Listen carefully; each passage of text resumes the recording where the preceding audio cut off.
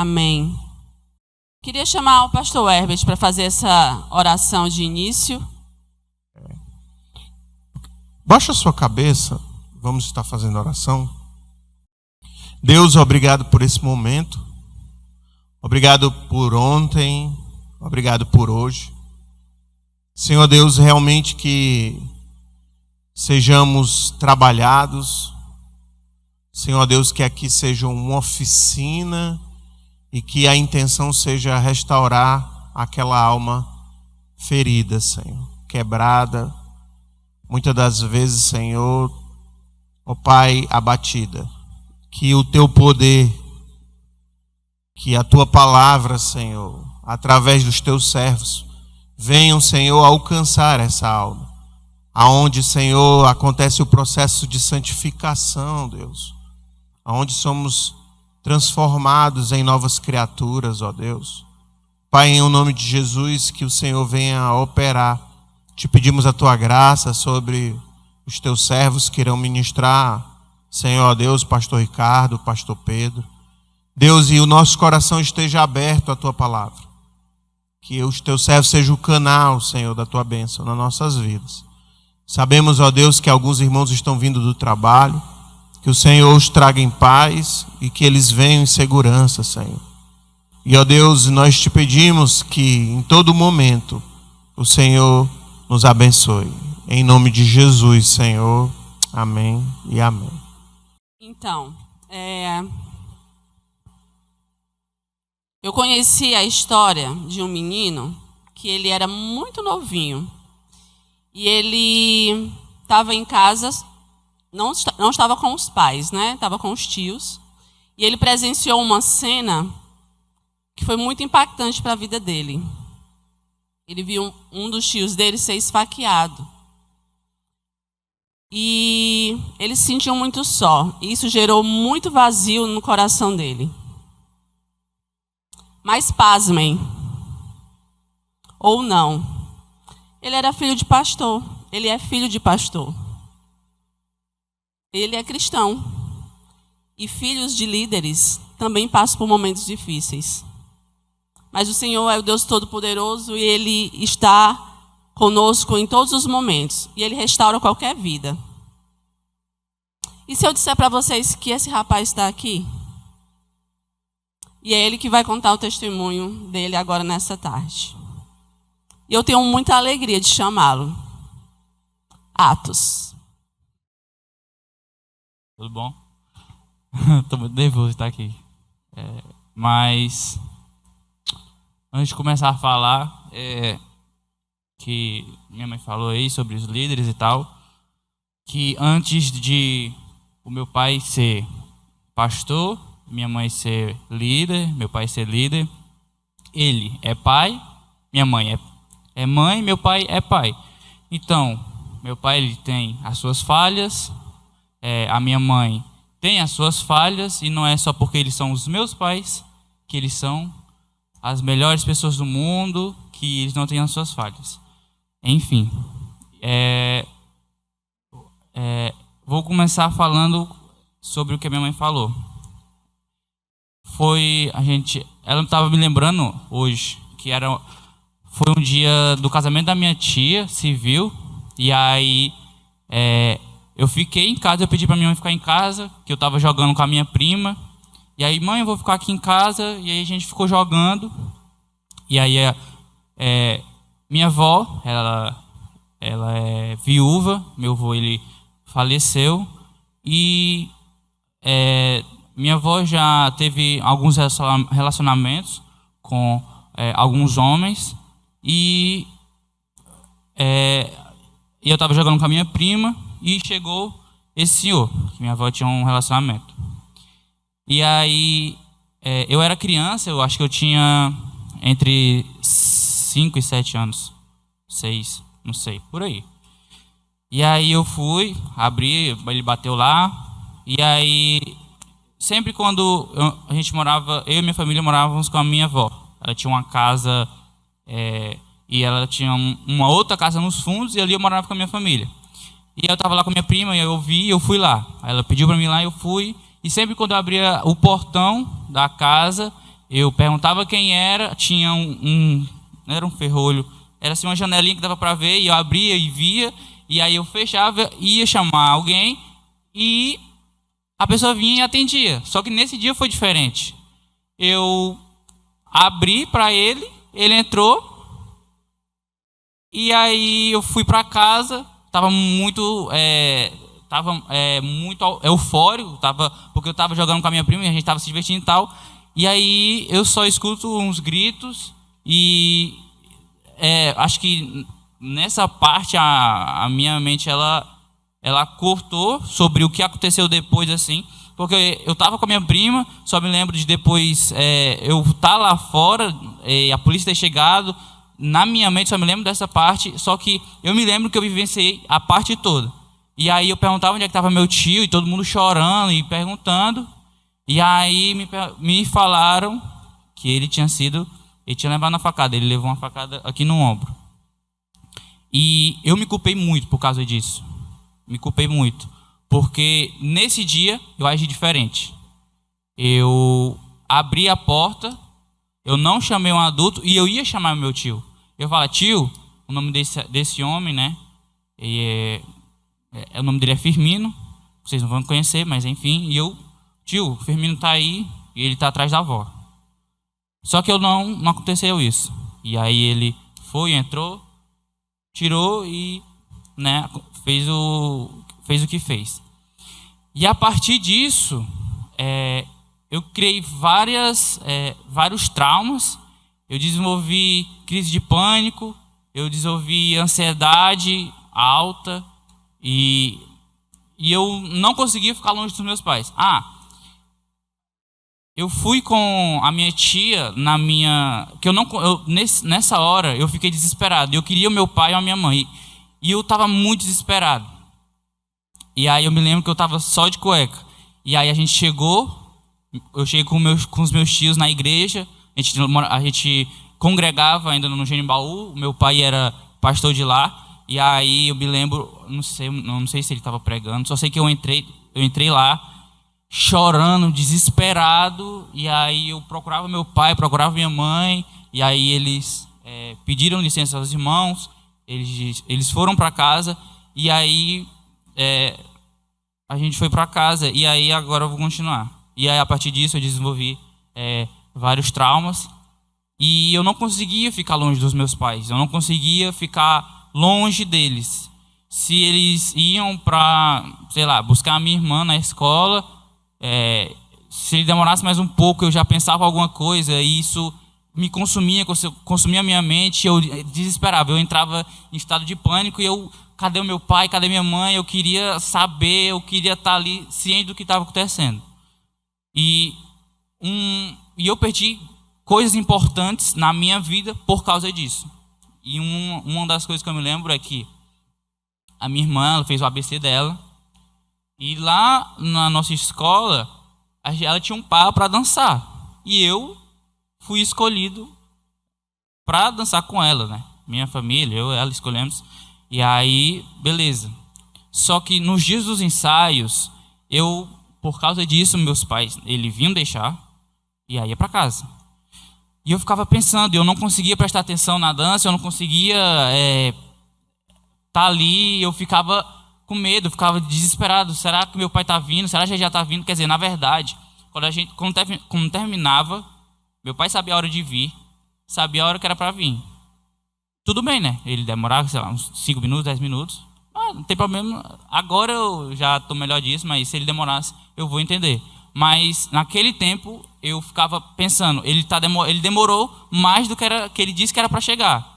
E eu entrava em desespero, e eu chorava, e eu tinha vergonha porque as pessoas elas viam aquilo e por falta de sabedoria acho que elas não entendiam e aquilo me doía porque eu não queria ser daquele jeito, mas aconteceu e isso me entristecia. E aí eu perdi isso. Eu não dancei com a minha irmã, porque não deu certo. E a gente escolheu um amigo meu, né, que a gente tem confiança, e dançou com ela. E isso foi triste para mim, porque eu poderia ter dançado com a minha irmã, poderia ter estado com ela, só que não deu certo. por causa disso. Me lembro de outra vez que eu fui para... O meu avô, ele morava... Esqueci aonde, o interior que ele morava. Paraipaba. E aí a gente foi para lá, eu fui com a minha... Acho que foi com a Bianca também. A gente tava lá, tava eu e a Bianca curtindo lá. Com o vô, e lá tinha as praias e tal. E aí eu não consegui ficar longe do meu pai e da minha mãe. E eu voltei, eles vieram de Fortaleza para lá me buscar. E isso também me doía porque isso afetava as outras pessoas. E eu ficava muito receoso porque as pessoas, elas falavam. E elas, cara, para com isso e tal. E isso, eu não queria ser desse jeito, né? Eu não queria ser assim e isso me doía. Eu tentava segurar, só que eu não conseguia. Eu chorava e aí... Mas isso foi um processo. Eu me lembro que meu pai, ele sempre ia me buscar. Ele sempre ia me buscar na escola. Essa data foi muito importante para mim. Eu sabia que uma parte da minha vida estava melhorando, eu estava crescendo. Foi quando a gente foi para Iguatu. E eu não sei se meu pai ele ia me buscar. Não sei. Ou se eu estava sem a bicicleta. Porque eu tinha uma bicicleta, eu voltava para a escola sozinho na bicicleta. Só que acho que eu estava quebrada. Não sei. E aí eu estava ficando tarde, eu não vou para casa, vou a pé. E acho que eram 5 quilômetros da minha casa para a escola. E eu fui andando. E foi engraçado, eu estava indo de boa, era um canal assim grande, até chegar na avenida. E aí eu estava indo, e aí começou a bater um desespero em mim. E aquela mochila que eu estava andando aqui, aquela mochila, ela começou a ficar muito pesada nas minhas costas. Ela começou a ficar muito pesada. E ela doía, mas eu vou conseguir, porque eu não tenho com o que falar e eu tenho que chegar em casa. E aí ela foi indo, ela foi pesando, eu comecei a chorar porque eu estava indo para casa sozinho, a primeira vez na minha vida, nunca tinha feito isso. E aí eu sei que eu cheguei em casa, acho que foi assim, eu quero chegar em casa, meu Deus, e encontrar os meus pais. E aí eu chego em casa, até o Cristiano conhece, o pastor Jada estava lá, estava conversando com o pai, e aí eu chorando, entro e meus pais perguntando o que era, e aquilo ali foi... eu voltei para casa sozinho, a pé. Eu não conseguia fazer isso se os meus pais não estivessem aqui, se eles não estivessem ao meu lado, e eu consegui. E depois disso, foi melhorando, graças a Deus. A minha alma, ela foi melhorando. Ela teve a ajuda dos meus pais também, a ajuda de Deus também. E aí eu fui crescendo. E agora eu, graças a Deus, eu posso dizer que eu melhorei. Eu me perdoei do que eu achava, que eu achava que eu tinha errado, né? Eu achava que eu tinha errado. Eu melhorei disso e... graças a Deus eu estou liberto disso, graças a Deus, dessa culpa, disso tudo que eu achava que era culpa minha, e dessa dor, dessas crises, graças a Deus. É isso.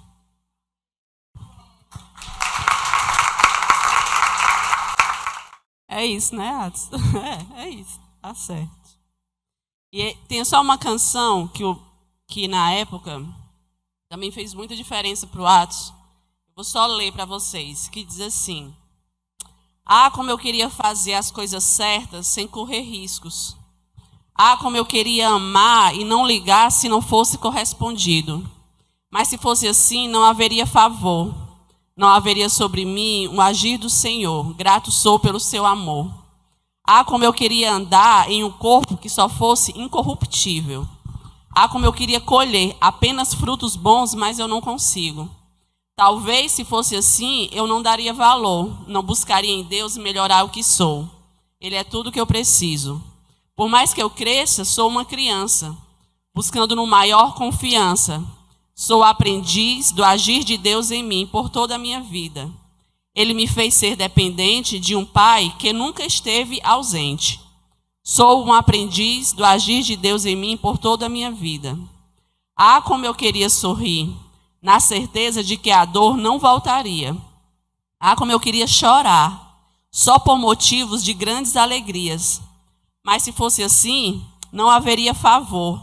não haveria no meu peito o Consolador. Grato sou pelo seu amor. É isso. Que Deus nos abençoe. Amados, queria convidar o pastor Ricardo Neto. É um prazer receber o senhor aqui, pastor, pela primeira vez, né?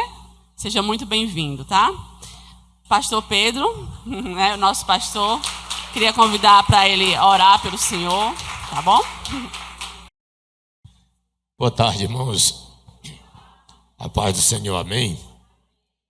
Queremos agradecer pelos irmãos que estão sempre conosco e também agradecer pelos que estão nos visitando, ou pela primeira ou segunda vez. Queremos agradecer ao Senhor.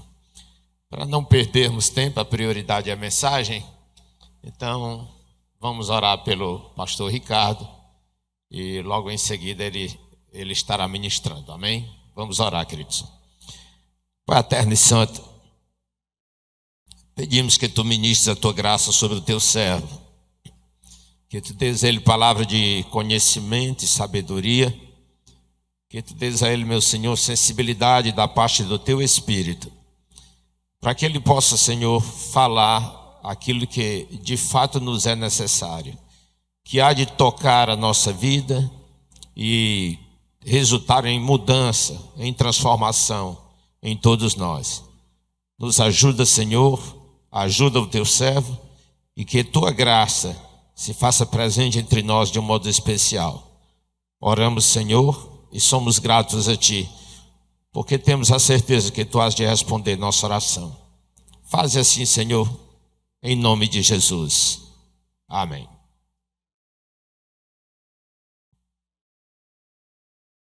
Queridos, a paz do Senhor a todos, amém? Queria ler um texto bíblico com vocês, livro dos Salmos. Você vai procurar aí na sua Bíblia o livro de número 119. Enquanto você está localizando, eu quero externar minha gratidão a Deus,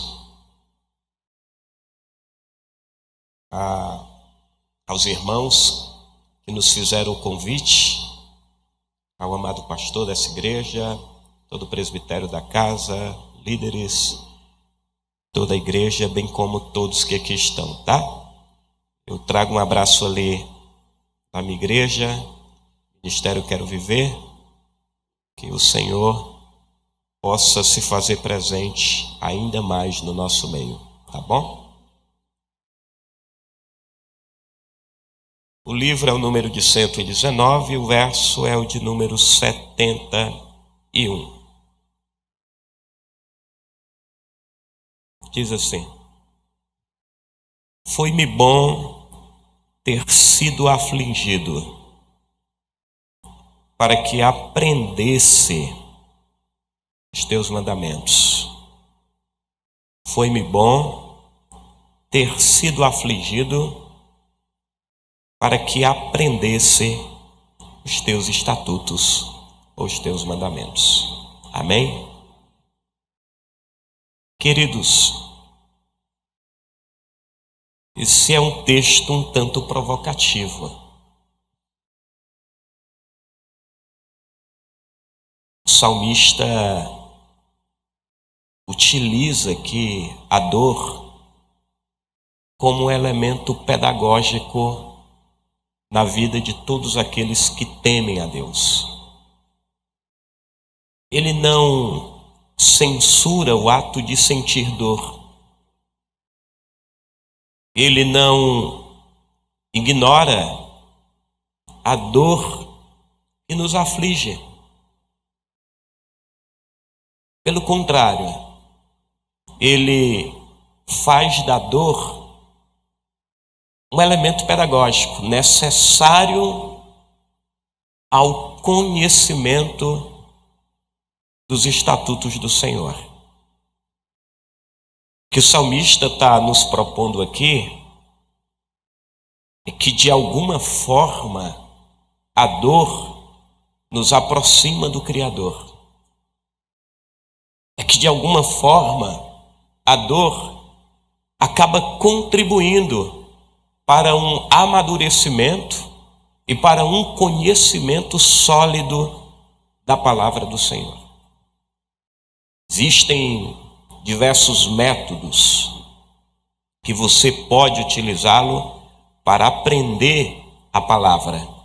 E um dos tais, para o salmista, é o método da dor. Por isso, a dor, ela tem um papel, a princípio, embora doloroso, às vezes angustiante, tem um princípio fundamental na vida do homem. A dor torna o homem mais forte. A dor torna o homem mais forte. E você tem o livro dos Salmos, e o livro dos Salmos é o livro mais humano da Bíblia. Humano no sentido não da negação da inspiração do livro. Humano no sentido de que todos os 150 livros dos Salmos é sempre o homem falando com Deus e nunca Deus falando com o homem. Você passa do livro 1 ao livro de número 150, você vai ver que é sempre os salmistas expressando a sua humanidade ao Todo-Poderoso.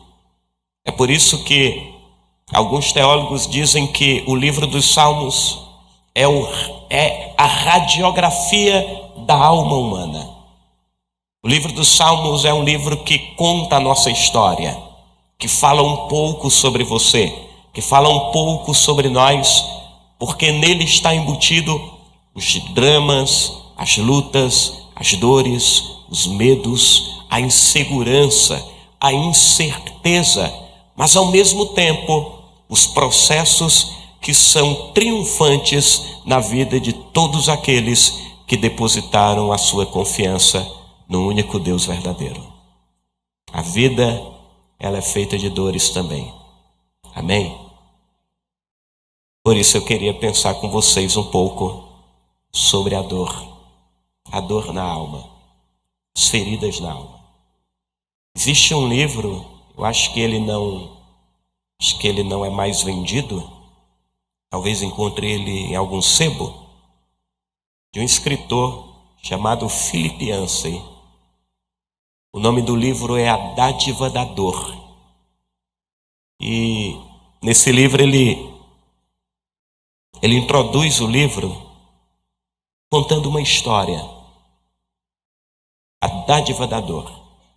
Na história ele inicia dizendo o seguinte: imagine você morando em um mundo onde não há dor. Imagine o seu dia sem sentir dores, sem chorar, sem sentir a dor da traição, da decepção. Imagine sorrir de segunda a segunda.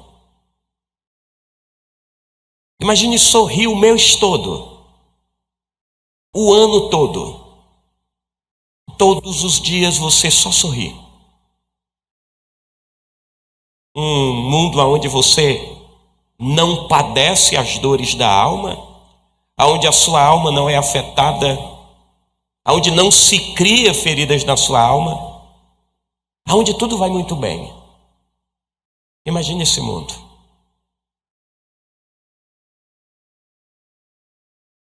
Imagine esse mundo onde não teríamos a necessidade de chorar, porque tudo vai muito bem. Aí ele pontua no final: sem dúvida esse mundo seria o pior mundo para se viver. Porque nesse mundo não caberia Deus. Os homens não teriam a necessidade de clamar por aquele que nos ajuda. E nos ajuda porque somos limitados. E nos ajuda porque somos seres fragilizados pelo pecado. Por isso eu quero iniciar minha fala lhe dizendo que Deus é o nosso socorro. Deus é a sua fortaleza.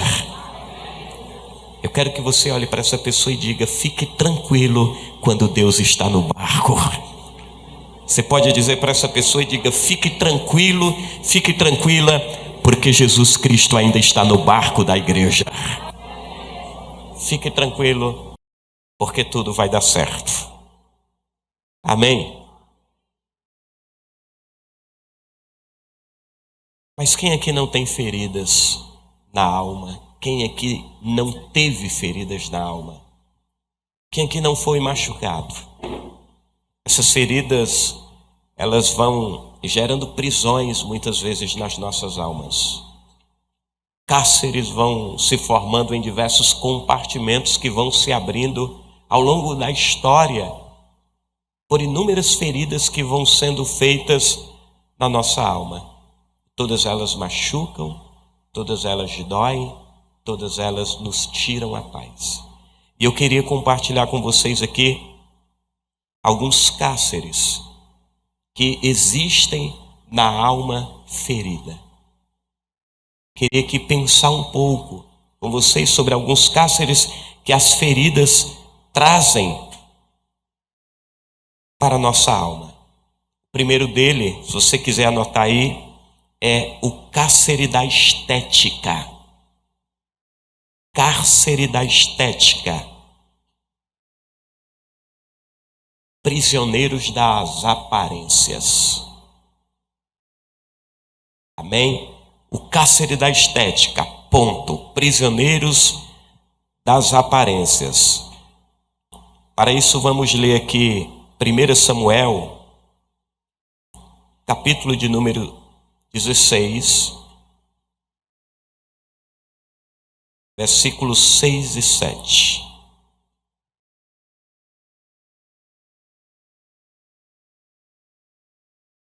Primeiro livro de Samuel, capítulo 16, versos 6 e 7. Diz assim: sucedeu que, entrando eles, viu a Eliabe e disse: certamente está perante o Senhor o seu ungido. Verso 7. Porém o Senhor disse a Samuel: não atentes para a sua o quê? Para o seu o quê? Nem para a sua altura, nem para a altura da sua estatura, porque eu, Senhor, tenho rejeitado. Porque o Senhor não vê como vê o homem, pois o homem vê o que está diante dos olhos, porém o Senhor olha para o coração. O século 21, sem dúvida, é o século das aparências. Eu acho que nenhuma geração investiu mais na estética física do que a nossa. Não houve um forte engajamento nas grandes empresas de cosméticos como os nossos dias. Há um forte investimento na personalidade. Os homens constantemente estão cuidando da aparência e não há nenhum problema com isso. O problema sempre são os excessos. E eu acho que a nossa geração, ela se dedica tanto à personalidade, ao casca, ao rótulo, à imagem, que nós sufocamos a essência. E o que é a personalidade? A personalidade é o que você é por fora. E o que é o caráter? O caráter é o que você é por dentro. Então a personalidade seria uma espécie de uma máscara, de um rótulo, de uma roupagem que esconde o caráter. E diga-se de passagem que a nossa geração é uma geração que tem uma boa imagem. Haja vista o crescimento das redes sociais, em que todo mundo é muito feliz na foto que bate. todo mundo vive o melhor momento na foto que expõe. Comendo os melhores lanches, passeando pelos melhores lugares. E talvez isso seja apenas uma forma de fugir da realidade que a personalidade esconde. Já reparou que tudo há uma necessidade de registrar? Já reparou que hoje a nossa geração, ela vive essa necessidade de sempre registrar e postar para que repostem ou para que se crie diversos likes, como se a vida se resumisse àquilo que a gente apresenta nas redes sociais. No cárcere da estética, a gente precisa entender que dentro desse contexto, o que prevalece é o parecer, é o drama de fazer sem ser, é o drama de ter uma boa desenvoltura, mas essa boa desenvoltura sempre esconde a vida superficial que se vive. É por isso que a nossa geração aplaude gente talentosa, porque nós não conseguimos ver mais gente que transita com vida no nosso meio. É por isso que nós escolhemos quem sabe fazer. É por isso que nós enchemos os nossos olhos com gente que é cheia de talento, mas a gente não consegue mais celebrar quem tem vida. Porque a gente está desenvolvendo uma espiritualidade utilitarista. Deus é apenas um meio para se obter o que eu quero e nada mais. E nós estamos adoecidos, porque estamos cuidando de uma estrutura que é irrelevante para aquilo que Deus pretende fazer. Nós estamos adoecidos porque não cuidamos do que é essencial. Nós estamos cuidando do corpo para esconder o vazio de uma alma amargurada e ferida.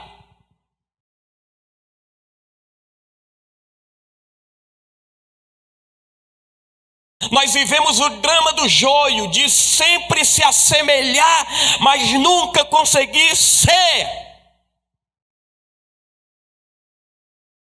E a gente se contenta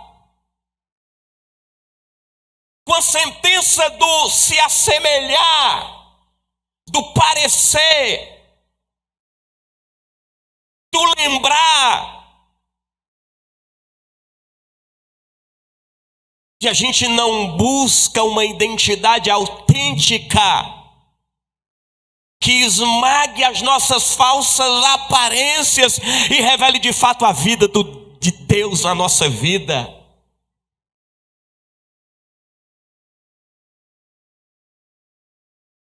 O grande problema da cultura das aparências é que ela conspira diretamente contra a essência.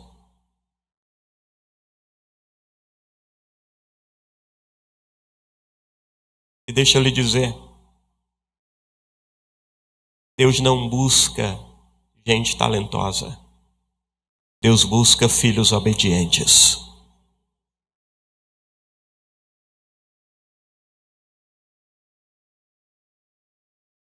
Às vezes, o meu serviço prestado na minha igreja local, o meu ativismo prestado na minha igreja local, é apenas uma forma para me esconder o vazio da minha alma que está enferma. Às vezes eu me escondo na obra de Deus, porque há uma diferença entre estar na obra de Deus e estar com Deus da obra. A obra de Deus cansa, fadiga, mas o Deus da obra renova, fortalece, abençoa e dá vitória. E a gente precisa ter muito cuidado, porque Jesus está buscando essência. E essência é aquilo que se guarda na alma, não na imagem. Quando a alma se perde no cárcere da estética, o corpo sofre. Porque a alma vai adoecendo, e aí você percebe que uma alma adoecida, os sintomas dela sempre surgem em palavras. Por que o impostor, ele é o tipo da pessoa que quer ser admirado por todos, mas não quer ser conhecido por ninguém?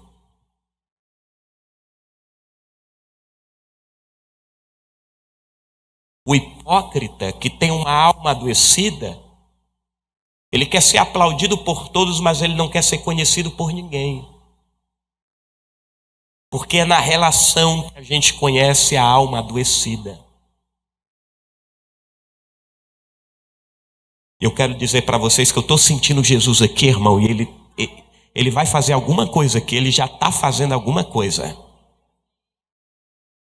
Eu gosto quando Jesus chega assim, porque eu sei que ele já está colocando a mão no vaso e trabalhando, tá?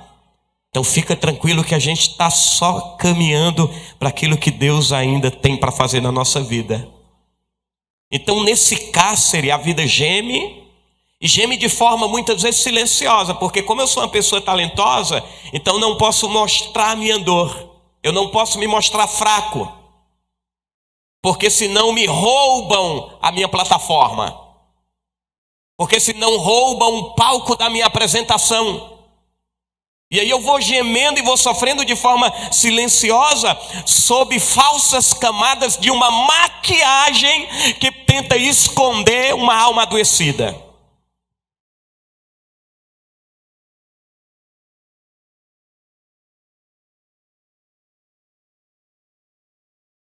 Tem uma tradição entre os rabinos, não está na Bíblia, tá? Vou pontuar aqui, não está na Bíblia. É uma tradição que pode ser encontrada na tradição judaica. E o rabino Maimônides, ele vai falar algo sobre Moisés muito interessante. Ele diz que quando Moisés era príncipe no Egito, ele liderava um certo grupo de pessoas. Uma vez eles tiveram que guerrear contra uma nação. Foram para a guerra e no caminho eles tinham que passar por um vale chamado Vale das Serpentes. E diz o rabino que Moisés tinha medo de serpentes. E o que foi que eles fizeram? Eles acamparam nesse local, em torno desse local, e eles mandaram procurar o maior número de caçadores de pelicanos no deserto. É uma espécie de uma coruja do deserto. O próprio salmista chega a falar: sou como pelicano no deserto. Esse pelicano no deserto, ele se alimenta de insetos peçonhentos, inclusive de serpentes. E a tradição judaica vai dizer que passaram dias e dias caçando e colocaram dentro de gaiolas artesanais e fizeram uma fileira em torno desse vale e abriram aquelas gaiolas e saíram diversos pelicanos e foram se alimentando das serpentes, e Moisés ia passando. Quando Deus chama Moisés, em um dado momento Deus pergunta: o que é que tu tem nas tuas mãos, Moisés? É um cajado. Lança sobre o chão. E Moisés lançou. E tornou-se o quê? E o texto diz que Moisés fugiu. Tentou fugir com medo. Deus chega para ele e diz: não. Pega na serpente. E pega por onde? Pela cauda. Moisés foi dotado de toda a ciência do Egito, segundo o registro de Lucas lá em Atos. Moisés sabia que ninguém pega numa serpente pela cauda. Mas o Senhor diz: pega. Segundo a tradição judaica, o que está acontecendo aqui nesse cenário é que Deus não pode enviar e contar com Moisés sem antes curar Moisés. Os judeus vão dizer que o que está acontecendo aqui é que Deus está sarando um trauma de Moisés. É como se ele estivesse dizendo: Moisés, olha para o teu medo e exerce domínio sobre ele. Fica de frente do que machuca a tua alma, do que apavora a tua alma, e pega, exerce.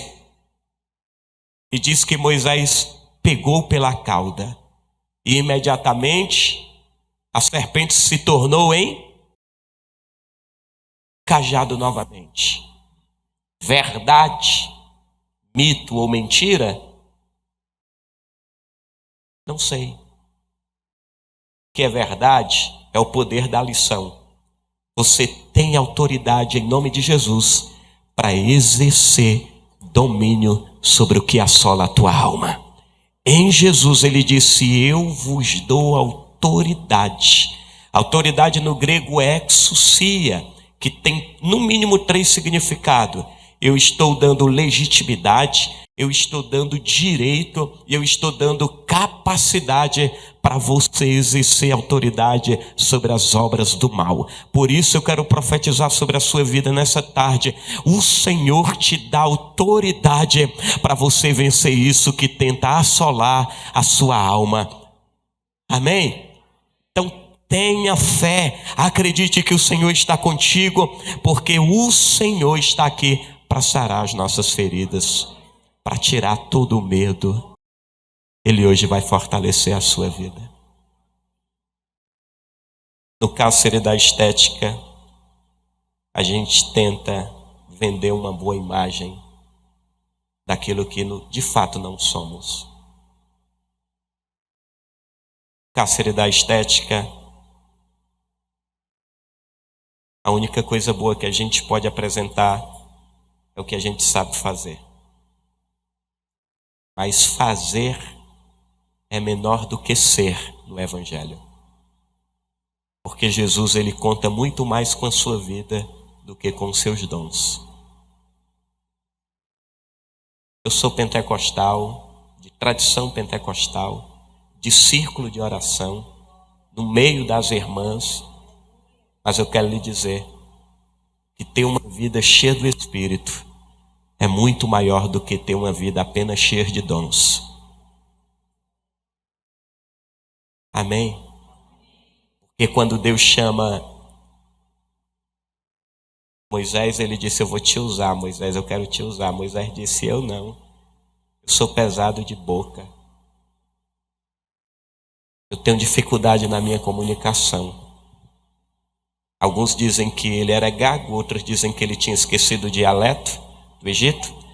Mas vamos para o que a Bíblia diz. Ele é pesado, ele tem dificuldade de se comunicar. Então usa o meu irmão Arão, que é eloquente, que fala bem. Eu disse: eu vou usar ele também. Mas para essa obra eu quero é a sua vida. O que Deus está dizendo é: Moisés, cara, eu não estou te pedindo um sermão. Eu estou te pedindo a tua vida. Eu não estou pedindo o teu talento, o teu serviço. Eu estou pedindo a tua vida. Se você entregar a tua vida, eu vou usar a sua vida de forma poderosa. E eu espero que no restante desse ano, até que Cristo venha, melhor dizendo, o Senhor use muito mais a vida da igreja do que os dons dela. Ainda que os dons sejam para edificação do corpo, eu quero que Deus incendeie a sua vida e que a sua vida seja uma referência para essa sociedade e para essa cultura dominante e angustiante. Amém? O segundo cárcere que eu quero falar é sobre o cárcere da culpa. Escravizados pelo passado. Porque se tem uma coisa que nos atormenta, é a culpa. A culpa engessa a alma. Ela torna o nosso coração improdutivo.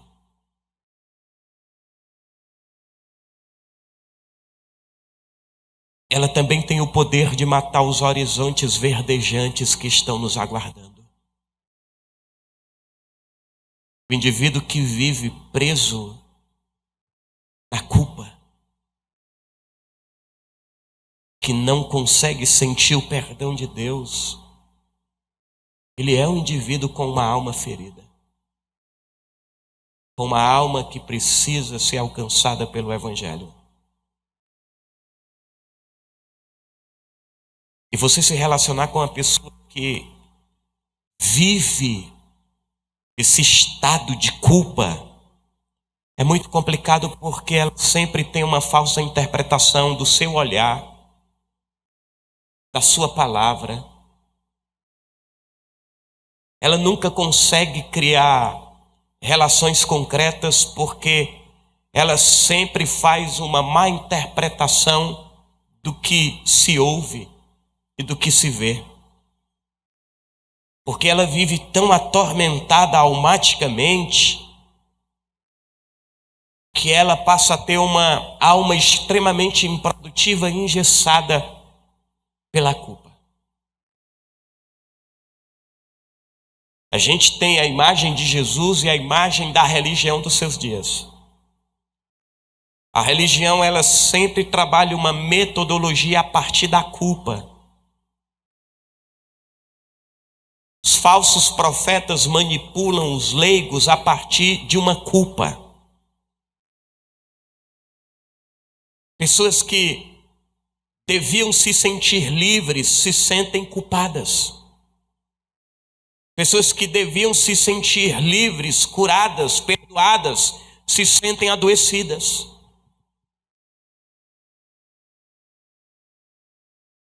E um dos grandes problemas é que a religião, que era para ser um ambiente de cura, muitas vezes se transforma em um ambiente tão tempestuoso que, em vez de libertar, aprisiona. Que, em vez de curar, machuca. Que, em vez de estender a mão, enche mãos de pedras. E a gente tem um número expressivo de pessoas nas nossas comunidades que possuem uma alma atormentada pela culpa.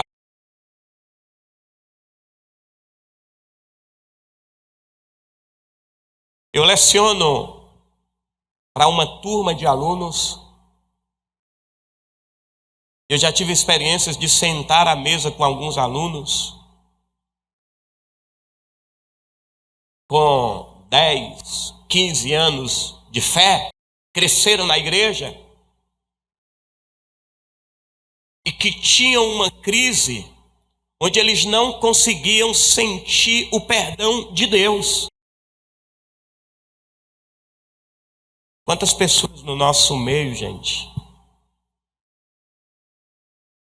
que não conseguem ter uma relação pessoal com Deus? Quantas pessoas se relacionam com a igreja de modo concreto, mas não conseguem desenvolver uma relação concreta com Jesus? E se relacionar com a igreja como instituição não é se relacionar com Deus. Há uma diferença entre ir à igreja e entre seguir Jesus. É possível que alguém tenha uma igreja, tenha um pastor, tenha um culto para ir e não tenha uma vida com Jesus. É possível que alguém catolize a sua alma, mesmo sendo um cristão de tradição protestante evangélico.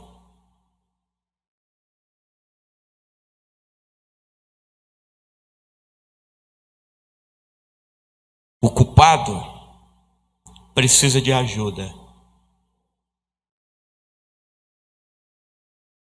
O culpado não precisa de um sermão moralista.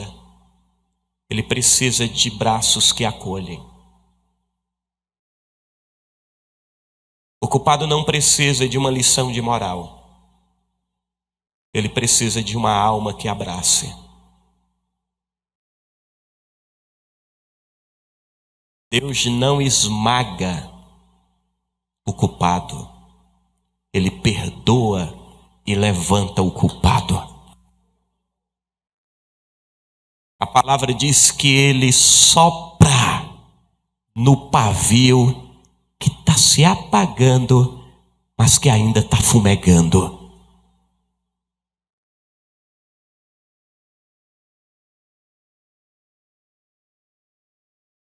A culpa é uma vergonha que não dá trégua. É um tormento que não dá trégua um instante. Está ali atormentando. Persiste em afligir a alma humana. É uma força que não permite que o indivíduo fuja de si mesmo. A culpa é uma voz sugerindo o tempo inteiro que o meu fracasso é maior do que a possibilidade do perdão de Deus. A culpa é um discurso constante e diário. Não há possibilidade de perdão para você. Mas eu quero lhe dizer que a Bíblia não descarta as nossas fragilidades. Ela não descarta. E quando ela as revela, ela revela não para nos controlar ou nos coagir ou para nos manipular. Quando ela revela as nossas fragilidades, ela revela para nos libertar e sarar o mal que habita na nossa alma. E nós precisamos de uma igreja que abrace mais.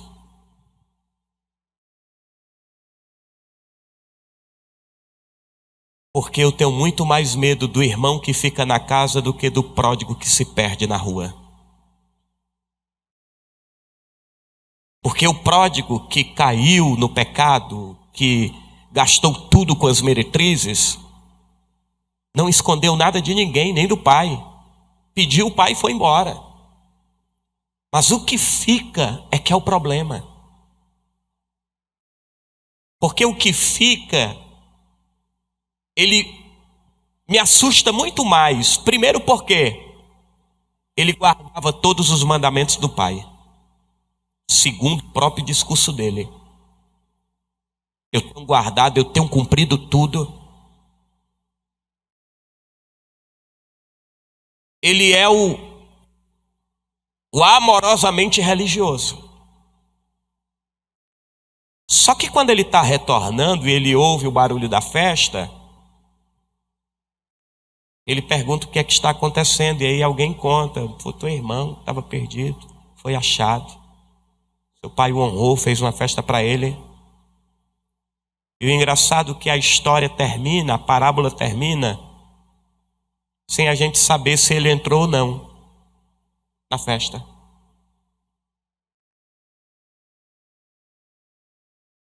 Por quê?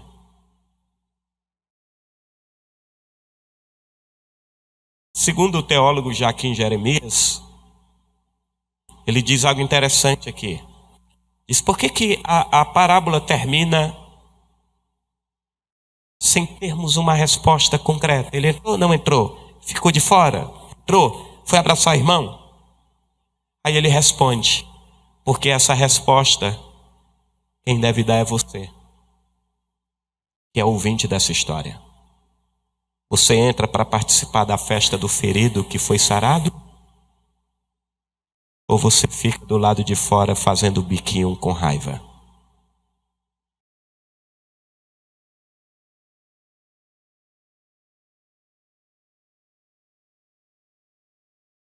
A gente está precisando de uma geração que acolha os pródigos que retornam para casa.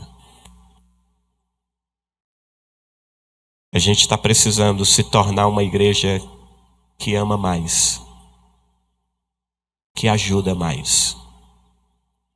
Uma igreja do perfil de Natã para mim estava excelente.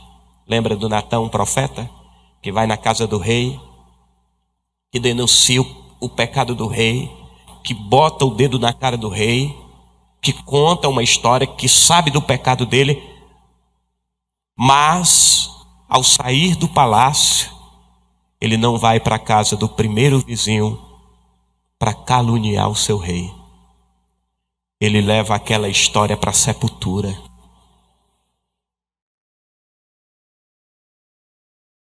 A gente está precisando de uma igreja que aprenda a ouvir as nossas lamentações e leve as nossas dores para a sepultura. Porque nós perdemos a confiança na igreja. Você não consegue ter confiança em contar as suas mazelas para um crente dentro da igreja. Você tem medo do que podem fazer. Você tem medo de ser censurado ou de ser, segundo o termo mais utilizado hoje, cancelado. Por isso você não consegue abrir o seu coração, contar o que está afligindo a sua alma, falar o seu pecado. Você tem medo do que podem fazer com o que sabem de você. Mas eu quero lhe dizer que quando Jesus está no barco, a cura, a resposta de Deus para a sua vida. E eu ainda acredito na igreja de Jesus de Nazaré. Eu ainda acredito que existem pessoas leais a Jesus de Nazaré. E eu acredito que há essa graça de lealdade aqui no nosso meio. A gente precisa construir relações profundas onde a gente possa vomitar as nossas mazelas para que a gente seja curado. Amém? O cárcere da culpa nos atormenta. Os religiosos ensinavam aprisionando. Aí vem Jesus e passa a ensinar libertando. Oh, aleluia. Esse é o Jesus da igreja que olha para a mulher e pergunta: onde estão os teus inimigos? Alabachura calamandaraia. Lembra daquela mulher que roubou a cena na casa daquele religioso? E eles começaram a cogitar entre si: se esse fosse profeta, saberia quem é essa mulher. Essa mulher é uma pecadora, carregada de culpa, com a alma mazelada.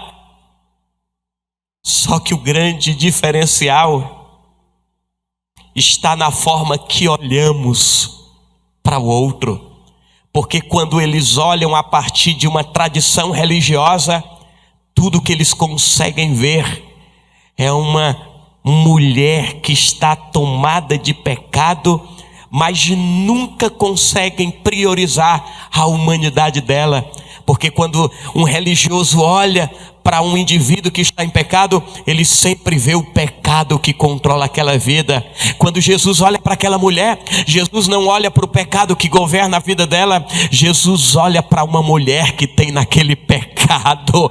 Por isso ele nos dá uma lição de moral e de amor, nos ensinando a olhar para o próximo, não a partir do pecado, não a partir da ofensa, não a partir do mal que aflige essa pessoa, mas a partir do amor. Porque quando a gente olha a partir do amor, a gente vê uma vida que está ali presa naquele pecado, a gente vê a humanidade que está clamando por socorro.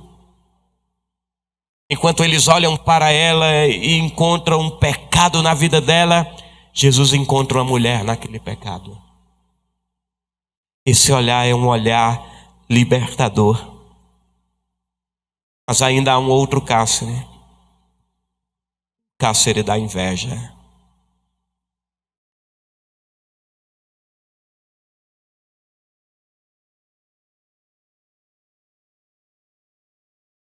Plutarco, um grande filósofo, chegou a dizer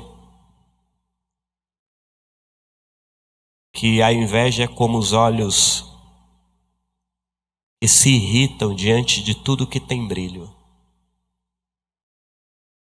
Guarde isso aí. Cárcere da inveja. Refém do brilho dos outros. Plutarco dizia: a inveja é como os olhos que se irritam diante de tudo que tem brilho. Os estoicos diziam que a inveja é a dor diante daquilo que é bom no outro.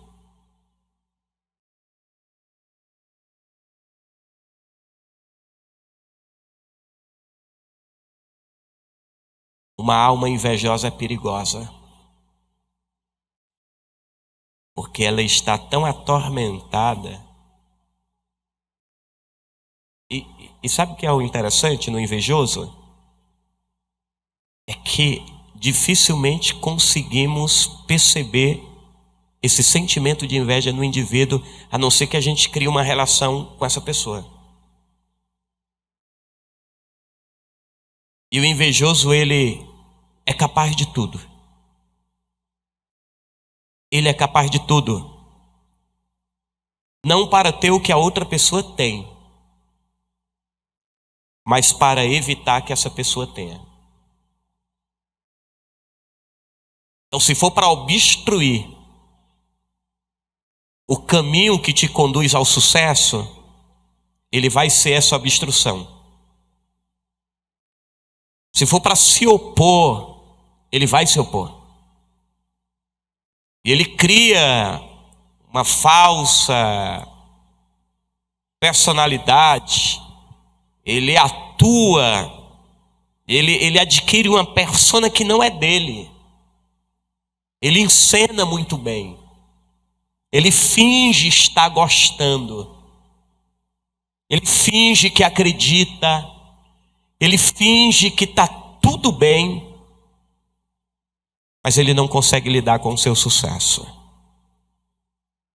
Ele passa com você chorando no vale, mas ele não senta para celebrar no banquete da tua vitória com você.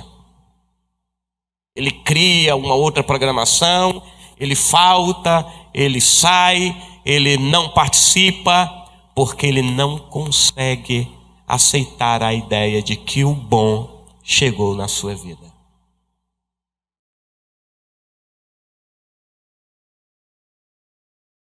Vamos ler Provérbios 14, verso 15.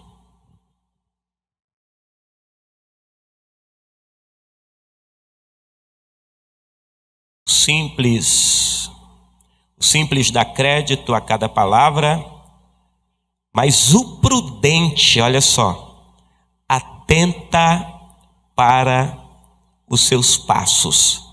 Olha o 16. O sábio, ele teme e desvia-se do mal, mas o tolo encoleriza-se e dá-se por seguro. O que presto se irá fará doidices, e o homem de más imaginações será aborrecido. Agora atente para esse aqui, porque o invejado é esse indivíduo que tem uma alma simples. Os simples herdarão a estutícia, mas os prudentes se coroarão de conhecimento. Os maus inclinam-se perante a face dos bons, e os ímpios diante das portas dos justos. Deixa eu lhe dizer uma coisa aqui. O invejoso, ele não milita contra coisas grandes na sua vida. Ele milita com o que chega, seja pequeno ou seja grande. E o invejado sempre é esse cara que tem uma alma simples, uma vida simples. Ele não quer o mal de ninguém. E ele às vezes é tão ingênuo que ele não consegue discernir entre os braços que lhe abraçam. Devido a essa alma simples que existe nele. Clemente de Roma, ele chegou a dizer: a inveja foi responsável pela morte de Abel, pela fuga de Jacó diante de Saul, pela venda de José para o Egito pelos seus próprios irmãos e pela tentativa de assassinato de Saul contra Davi. Então olha só o mal que a inveja ela ocorre. Ela é responsável pela morte de Abel. Jacó foge diante de Saul. Pela venda de José para o Egito pelos seus próprios irmãos. Isso tudo movido pela inveja. E a inveja também move Saul matar Davi. Então a inveja, ela é inerente à história dos homens. Ela sempre esteve lá desde o início. E a gente precisa ter muito cuidado, porque a alma de um invejoso é destrutiva. A gente precisa ter discernimento de Deus, orar a Deus. Porque enquanto o ódio espuma, a preguiça se derrama, o orgulho brilha, a inveja se esconde. Ela está lá, mas não se percebe que está lá. E a inveja vem às vezes em forma de palavras dóceis. A inveja às vezes vem como falsos elogios. Você é homem de Deus. Você é uma mulher de Deus. Eu acredito no seu ministério. Não acredita não. Ela às vezes também vem em forma de presente, de lembranças. O invejoso tem uma alma adoecida. Dificilmente ele vai confessar o seu pecado.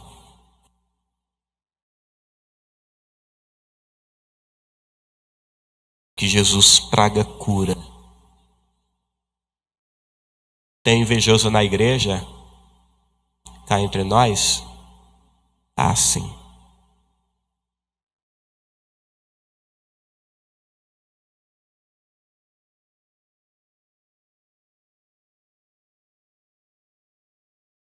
Quantas pessoas angariam a tua posição? Quantas pessoas desejam ocupar a posição que Deus lhe deu?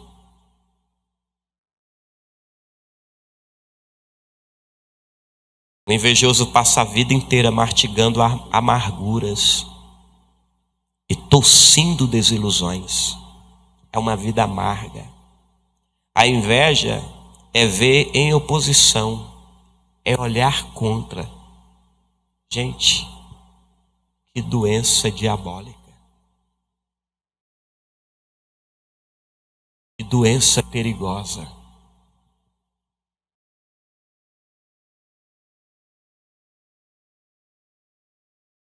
A cada vez que o invejado faz sucesso, quero que você guarde isso aqui, ó. Cada vez que o invejado faz sucesso, o invejoso morre um pouco. No entanto,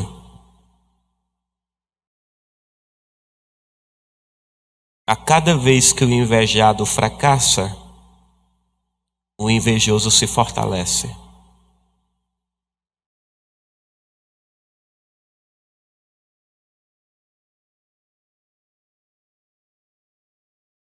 Cárcere da inveja, reféns do brilho dos outros. Jesus precisa curar a alma invejosa. Amém? Amém ou não amém? Jesus tem cura. Jesus tem cura. Jesus tem cura. Jesus tem cura. Agora ele não cura sem tocar na ferida. Aliás, ninguém trata uma ferida sem tocar nela. Por isso o evangelho é cirúrgico, é cortante, produz dor. Porque é muito fácil ir até Jesus, gente. O difícil é segui-lo. E em um culto você só precisa de um horário. E a Jesus você precisa de renúncia. Tá? Se você não renunciar, você não pode ir até Jesus. E o negócio é tão pesado que Jesus fecha o assunto. Jesus chega a fechar esse assunto quando ele diz que ele está caminhando, ele olha para a multidão que segue ele, ele diz: ó, aquele que vem até a mim, se ele não deixar pai, mãe, esposa, esposo, filho, filha, irmão, parente, por causa de mim, aí ele fecha, não é meu discípulo. Aí ele continua: aquele que toma a sua cruz e não vem após a mim, não faz o caminho que eu faço, não pode ser meu discípulo. Então o evangelho tem muito mais a ver com a sua lágrima do que com os seus sorrisos. E deixa eu lhe dizer uma coisa, você vai passar muito mais tempo. Isso aqui não é uma palavra pessimista e uma profecia negativa para você, não. Isso aqui é um processo de maturação. Você vai passar muito mais tempo chorando do que sorrindo enquanto caminha como discípulo. Porque Jesus disse: quem quiser ser o primeiro, aprenda a se contentar com os últimos lugares. Quem quiser ser exaltado, aprenda a pedagogia da humilhação. Se o grão de trigo cai na terra, se ele não morre, ele fica só. Aquele que quiser achar a sua vida tem que aprender a perdê-la. Aleluia! Então fica tranquilo, porque apesar das muitas dores aqui, ele diz que naquele grande dia haverá um anjo na porta da grande cidade com um lenço do tamanho da eternidade, aonde diz a Bíblia: enxugará toda a lágrima do teu rosto, você não mais chorará. Amém? Tenha esperança no Senhor. Eu sei que dói. Eu sei que dói, eu sei que machuca. Eu sei que é difícil. Eu sei que às vezes a vontade é de chutar tudo, desistir de tudo, da família, dos projetos, da igreja, desistir de si mesmo. Eu sei que a decepção, ela produz um gosto amargo de fracasso. Que uma alma ferida é difícil de contê-la. Ela vaza, a dor vaza em palavras, em gestos, em atitudes, em prioridades, em decisões, em escolhas. É difícil porque dói. Dói.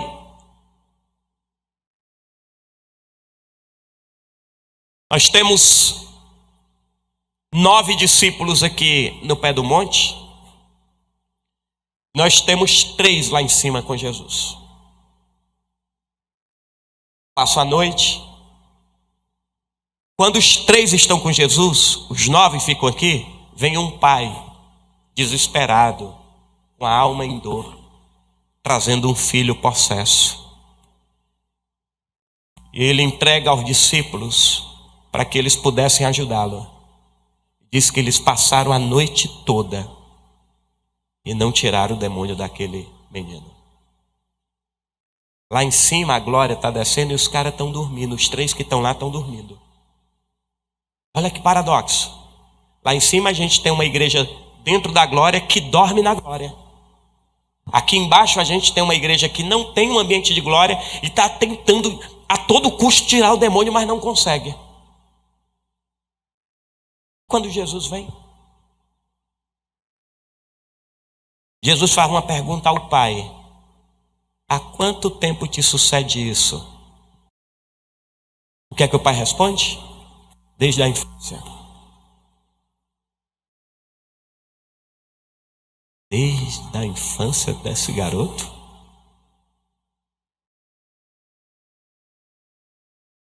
Há quanto tempo essa dor te persegue? Desde a infância? E até agora não fizeste nada?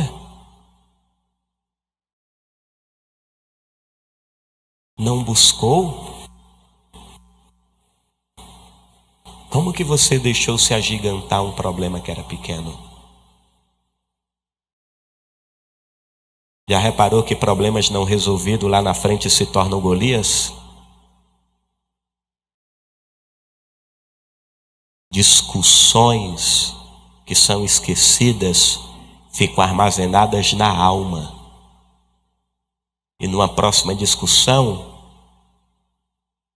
se utiliza da que ficou esquecida, mas guardada na alma, e faz dela um punhal.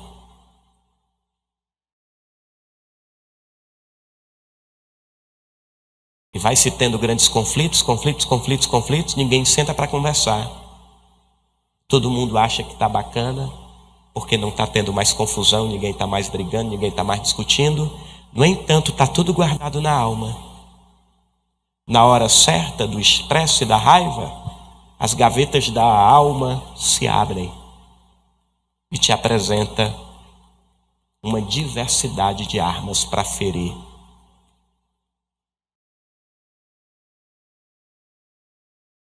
Há quanto tempo te acontece isso? Desde a infância. Como que você conseguiu ficar com isso desde a infância? Aí retorna para o cárcere da estética. É possível guardar problemas na alma quando a gente tenta maquiar o vazio e a dor que atormenta dentro de nós. Há quanto tempo te acontece isso? Deixou crescer um problema que podia ter resolvido lá atrás? Quando isso ocorre, a gente tende a caminhar fora do propósito de Deus. E uma vida fora do propósito de Deus é tão prejudicial que você nem imagina. Lembra de Jonas que está fugindo? Está dentro do barco? Aí Deus disse: eu vou atrás dele. Lá fora, um vendaval, Jonas estava dormindo. E lá em cima estava tendo um culto ecumênico. Cada um orava no nome do seu próprio Deus para ver se acalmava a tempestade.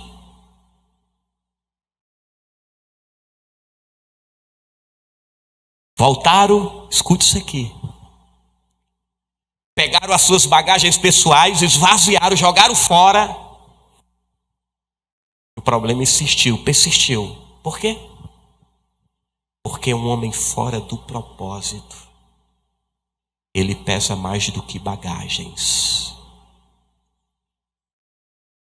Onde ele chega, ele afunda o ambiente. E tem uma coisa, ele não se afunda só, não, ele vai afundando todo mundo que está perto dele.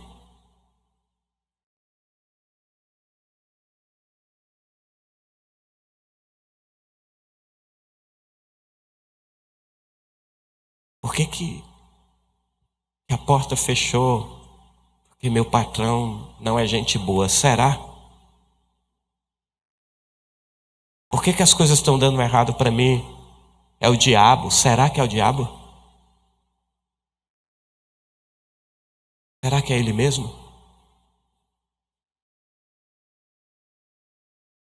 Por quê?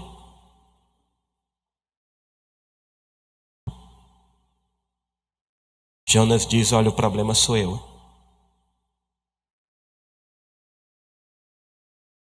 E o que é que a gente faz? Me lance no olho dessa tempestade. Eu sei quem é que está aí. Quando lançaram ele, ele caiu no mar e um grande peixe o engoliu.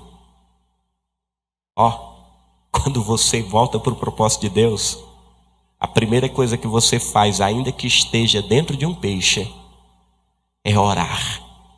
Porque o capítulo 1 de Jonas é o trajeto de toda a fuga dele. Mas o capítulo 2 se inicia: e Jonas orou do ventre do peixe. Quando você está no propósito, nenhum ambiente apavora a tua alma. Nenhum momento perturba a tua alma. Eu queria orar por você na tarde desse dia, porque eu acredito no que Jesus vai fazer na sua vida. A gente precisa de uma alma sarada. Uma alma sarada não é uma alma perfeita que nunca erra, não. Uma alma sarada é uma alma que erra, mas ela busca acertar. Uma alma sarada não é uma alma que vence sempre. É uma alma que perde, mas entende que ela não perde, porque na perca ela aprende. Então não há perca. O que há é sempre uma lição. O que aflige a tua alma? O que mexe com você? O orgulho, a vaidade, a prepotência, a inveja, a culpa, a soberba, a falsa espiritualidade, a hipocrisia. O que você precisa remover da sua alma hoje? Jesus está aqui, pronto para desenhar uma nova história. Amém? Quando Jesus chega, nós não conseguimos ser mais quem somos. Lembra de Zaqueu? Quando Jesus colocou o pé na casa dele, Zaqueu disse: se eu defraudei alguém, vou restituí-lo 4 vezes. Jesus nem falou nada. E Jesus não precisa falar nada, porque a sua presença é suficiente para aquilo que ele pretende fazer na nossa vida. Amém? É por isso que há momentos no Evangelho que você vai ver Jesus optando não fazer milagre. Ele vai pregar. Tem dias que ele não faz milagre, e em vez de milagre ele prega. E há dias que ele está interessado em fazer milagres sem pregar. Quando ele chega para aquele homem que é deficiente visual e pergunta: o que tu queres que eu te faça? Ele diz: que eu veja. Eu só quero ver. Jesus não fez uma campanha de 7 cultos, de 7 quartas, de 7 segunda. Jesus olhou para ele e disse: então veja. Porque ele é Senhor. Ele está aqui hoje, nessa tarde, no nosso meio, liberando palavra de vida para nós e dizendo: eu quero sarar a sua alma. Fica em pé no nome de Jesus.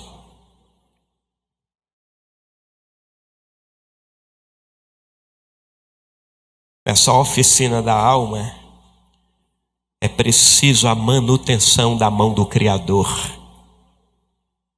Ele vem como aquele que mantém. Porque, olhe para mim aqui, Deus não é Deus porque criou todas as coisas apenas. Ele é Deus porque, além de ter criado tudo, Ele mantém tudo que Ele criou funcionando de maneira harmoniosa. Então não é só porque Ele criou, é porque Ele mantém funcionando todas as coisas de maneira harmoniosa. Tudo está no seu devido lugar. Há uma harmonia em toda a criação de Deus. E Ele está aqui para trazer manutenção para a alma ferida, para a alma que está cortada. E não sei se eu posso chamar aqui para orar, mas eu queria desafiar você que tem a alma cortada, que tem a alma ferida e que deseja de fato voltar para casa com essa alma sarada, celebrando ao Criador. Eu sei que é difícil dar esse passo, mas eu queria lhe desafiar. Você que já passou por alguma frustração, decepção, traição, dor, perseguição, apedrejamento, tantas lutas, e que existem feridas ainda aí. Eu queria que você saísse do seu lugar, dissesse: eu quero que Jesus toque na minha alma hoje. Porque Ele pode trazer manutenção, Ele pode trazer vida, e de fato traz. Eu sei que Ele faz isso, porque Ele não desiste de nós. Ele não desiste da sua criação. Ele é Deus. Ele é Deus. Ele é Deus. Ele está aqui no nosso meio. Aleluia. Senhor vai usar muito a sua vida. O Senhor vai te fazer um canal missiológico dentro da sua casa. O Senhor vai trazer cura nas suas relações. O Senhor vai trazer cura na sua alma. O Senhor vai fazer coisas grandiosas na sua vida. Eu quero que você tome posse disso, que você se aproprie dessa verdade, que você diga amém, Senhor, acredito nisso, porque o Senhor quer fazer e Ele está aqui no nosso meio para realizar todas essas coisas na nossa vida. Fale com o Senhor nesse momento, diga para Ele aonde dói. Diga para Ele aonde dói, diga para Ele, fale para Ele da sua dor. Fale para Ele do corte na alma. Fale para Ele, diga para Ele as noites que você passa sem dormir, as noites que você tem derramado lágrima, as noites que você não tem conseguido dormir, vira de um lado para o outro e não consegue reclinar a cabeça no travesseiro e dormir tranquilamente. Fale com Ele. Fale com Ele. Fale com Ele. Ele está aqui. Ele está aqui. Ele está aqui no nosso meio. Ele está aqui no nosso meio. Olhe para mim aqui para a gente orar. Você que está aqui na frente, olhe para mim. Quem já ouviu falar de John Wesley? John Wesley, pai do metodismo, dos grandes avivalistas na história da igreja. Você sabia que John Wesley, antes de ter fortes experiências com o Senhor, ele foi fazer uma viagem numa embarcação e o mar estava tempestuoso. Naquele dia, conta ele, diz ele no seu próprio diário, chegou à conclusão de que ele passou a entrar num estado de crise da sua fé. Ele começou a dizer que ele não conhecia pessoalmente a Deus. E dentro daquela embarcação tinha alguns irmãos conhecidos como moravianos, os irmãos da Morávias. Quem eram os moravianos? Eram discípulos de John Hus, lá um pré-reformador. Depois dele o Wycliffe, depois Lutero. E os discípulos de John Hus no século XVIII têm uma ascendência, que são os moravianos. E no meio dos moravianos tem um conde chamado Zinzendorf. Ele foi o homem que ensinou muitas coisas sobre Jesus aos moravianos. E eles estavam todos no barco e perceberam que Wesley estava lá e estava abatido. E um moraviano chegou para ele e olhou para ele abatido, tenso, e perguntou: você tem certeza da sua salvação? Aquela pergunta feriu a sua alma, porque ele descobriu que ele não tinha certeza da salvação naquele contexto. E quem eram os moravianos? Eram os homens que morriam cantando. Imagina que perturbação, meu amigo. O barco balançando e os moravianos cantando. É mais ou menos aquela galera do filme Titanic, o barco está afundando e os irmãos estavam tocando. É mais ou menos isso. E que é os moravianos? E aí foi quando Wesley voltou para a Inglaterra, foi visitar um culto desses irmãos, que eram irmãos simplistas, muito simples. E lá ele ouviu um pregador lendo sobre o comentário de Lutero, sobre a carta aos Romanos. E ele voltou para casa e passou a iniciar uma relação pessoal com Deus. Todo dia 4 da manhã Wesley estava dentro do seu quarto, do seu escritório, orando com o Senhor. Ele dizia: eu nunca vou permitir que os pássaros cultuem o meu Deus primeiro do que eu. Imagina. Ele orava de 4 às 5, 5h30 ele estava pregando para os metalúrgicos. Ele pregou tanto para esses metalúrgicos que um dia os metalúrgicos se reuniram para ouvir ele 3 da manhã na casa dele. 3 horas da manhã os metalúrgicos estavam na casa do Wesley batendo na porta: a gente quer ouvir você pregar. E alguém um dia perguntou: qual o sucesso do teu ministério? Por que tanta gente quer lhe ouvir? Ao que ele lhe disse: eu simplesmente me ponho em chamas e eles vêm me ver queimar.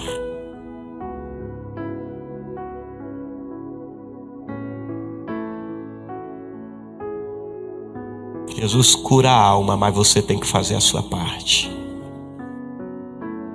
Você tem que orar, você tem que ler a Bíblia, você tem que ter uma devoção, você tem que construir uma cultura de culto na sua casa.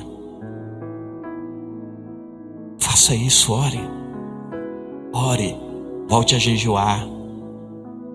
Não se deixe levar pelo espírito moderno de uma igreja moderna, mas sem graça e sem verdade. Amém? Posso orar por vocês? Pai, a nossa oração é para que o Senhor nos mude, nos transforme. E nós te pedimos a sede que o Senhor deu a Wesley.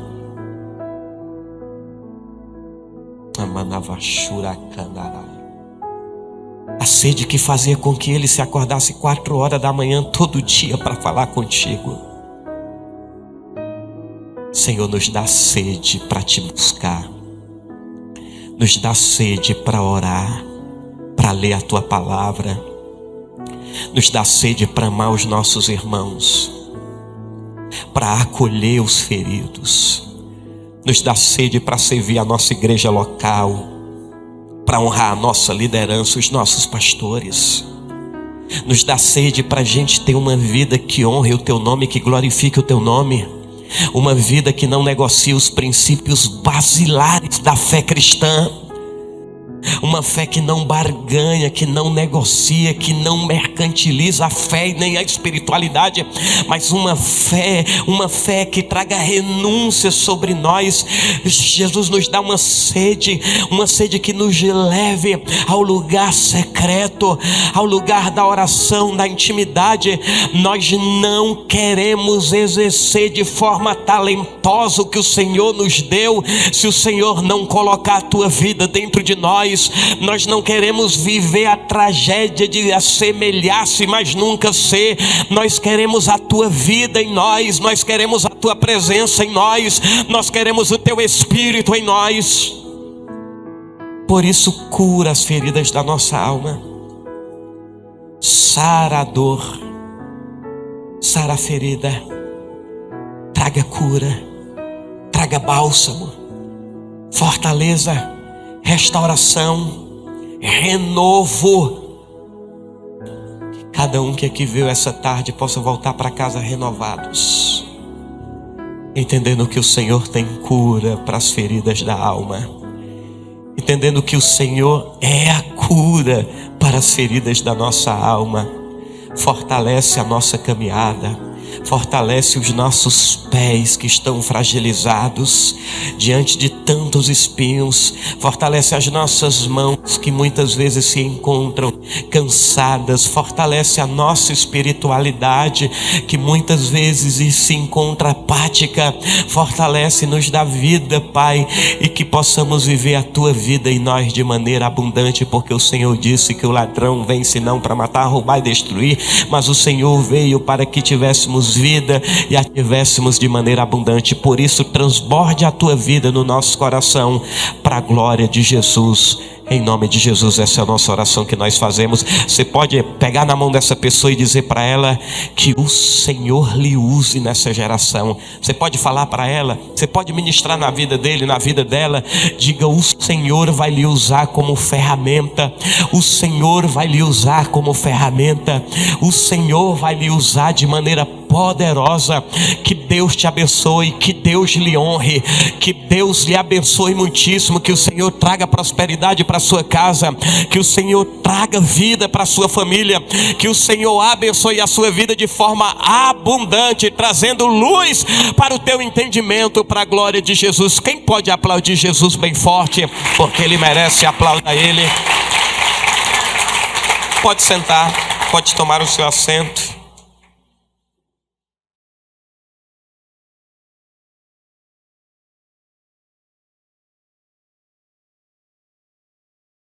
Quero fazer só os agradecimentos.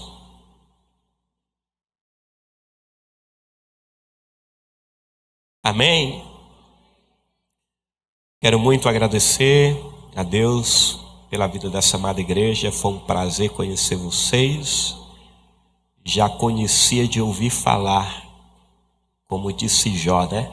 Antes eu te conhecia de ouvir falar, hoje os meus olhos te veem, né? Então, fico muito feliz e honrado em participar e cooperar com vocês nessa festividade que vocês estão realizando, tá? Fico muito feliz mesmo, que Deus continue os abençoando. Gente, deixa eu dizer uma coisa para vocês. Nós trabalhamos investindo na vida de jovens também, pagando mensalidades a alguns jovens para estudarem teologia. Esse é um dos nossos projetos. A gente sempre está em conversa com alguns jovens que passam por privações, que não podem pagar um seminário teológico, e nós temos um grupo ali de irmãos que a gente traz manutenção para esses jovens, e a gente os mantém em escola teológica. Existem hoje uma série de jovens que estão estudando teologia, porque a gente tem um projeto de ajudá-los. Para isso, o Senhor tem enviado os recursos. E um deles, a gente trabalha com o nosso livro. Esse é o nosso segundo livro, O Filho Pródigo, As Ilusões de uma Caminhada Sem Deus. Você pode encontrá-lo na Casa da Bíblia. Eu tive a honra de ter o prefácio feito pelo pastor Oséias Gomes, que é diretor do STADEC, do Seminário Teológico das Assembleias de Deus Templo Central, aqui em Fortaleza. E caso você queira contribuir com a nossa vida, você pode estar adquirindo esse livro ali. Eu não gosto de ler, mas eu tenho certeza que você conhece um pródigo. Você compra, você abençoa o pródigo. E abençoando alguém, você abençoa também alunos que estão estudando teologia. Tá bom? Então a gente tem alguns exemplares ali. Caso você queira estar adquirindo, passe ali e que Deus abençoe, tá?